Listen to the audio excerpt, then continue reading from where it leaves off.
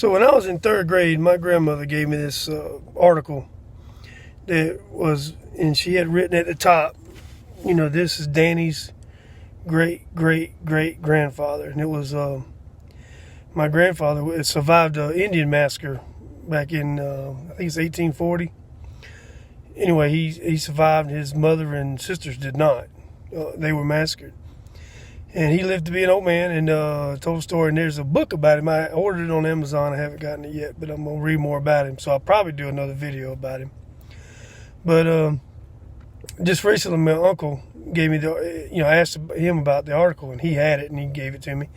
And so I'm probably going to read that article. I went and found his gravesite in Greensboro, Florida, where my dad is buried. He's pretty close to where my dad is. And I'm going to read you the article that is about him and show you his gravesite. But there'll probably be another video about him when I learn more about him. I think he was a soldier too. So his name was John Kenzie McLane, M-C-L-A-N-M McLane, M-C-L-A-N-E.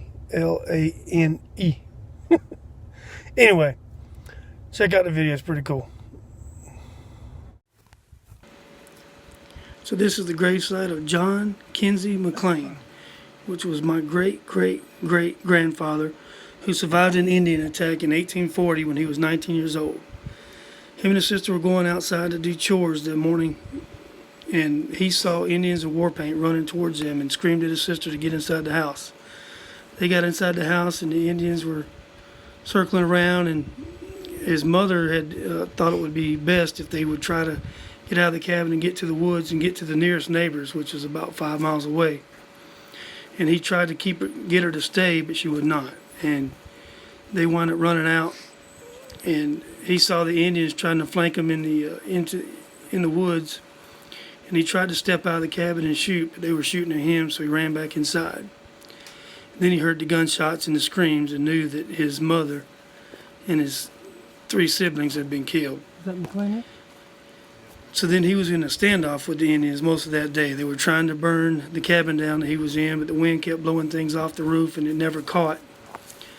And at one point, one Indian tried to get closer to set the cabin on fire, and he was able to shoot his musket at the Indian in the abdomen and mortally wounded the Indian. And the rest of the Indians grabbed him, and they went off in the woods, and he heard some chanting in the woods and like a ceremonial thing, and they were all wailing over the loss of the one Indian.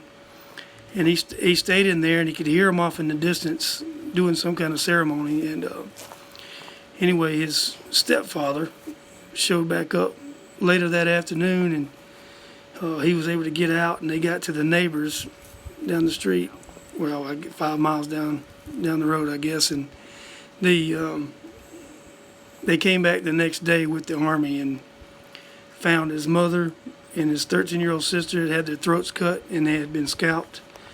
And his little brother and little sister had been beaten to death with a pine knot.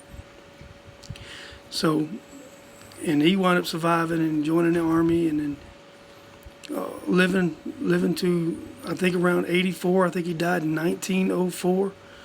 But he was the lone survivor to this Indian massacre.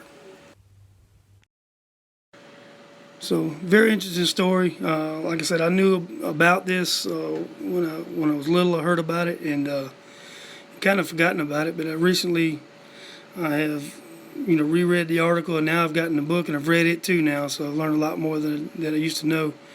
And I'm actually trying to get in touch with some of that side of my family. Maybe I'll learn some more. I've gotten in touch with the West Gadsden County Historical Society and let them know who I was, and they said they've got some artifacts in their museum that has to do with this exact massacre. And, they invited me to come check it out, and they could introduce me to some people that are on that side of the family, people I've never met.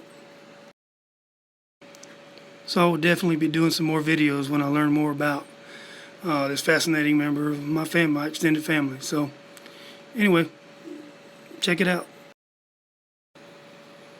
Like, share, and comment, and subscribe. Thanks for watching.